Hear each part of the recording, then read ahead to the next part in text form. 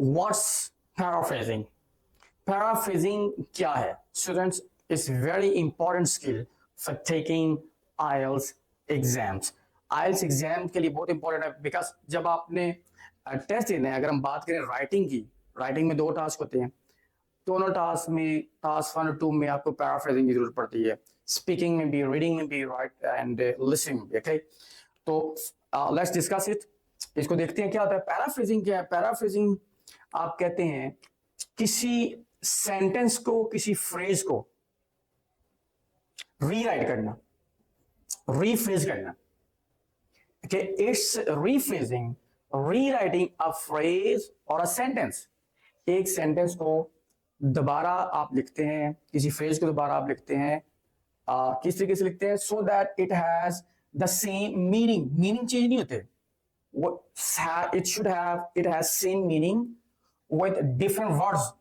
Words आप change करते हैं लेकिन मीनिंग चेंज नहीं होते। यानी आसान अल्फाज में क्या है कि पैराफ्रेजिंग क्या है कि एक बात को आप डिफरेंट अल्फाज में कहते हैं, अपने अल्फाज में कहते हैं, मीनिंग उसके चेंज नहीं होते इसमें।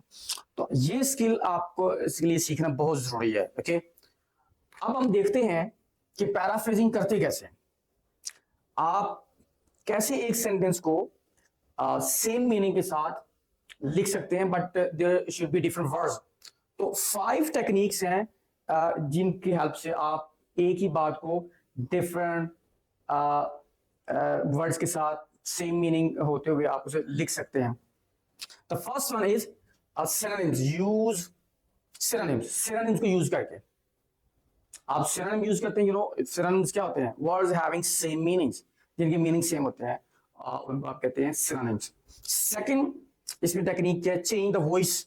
वॉइस चेंज करके, I mean there are 2 voices, active voice and passive voice.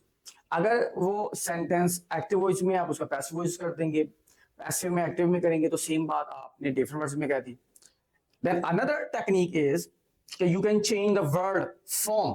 Word की फॉर्म आप चेंज करके एक ही बात को डिफरेंट वर्ड्स में कह सकते हैं। अब वर्ड फॉर्म क्या है? Like you see, if there is a noun, आप उसको वर्ब में चेंज कर देते हैं, वर्ब को नाउन में, इसी तरीके से एडजेक्टिव में। These are called changing the word form. उसकी फॉर्म आपने चेंज कर दी।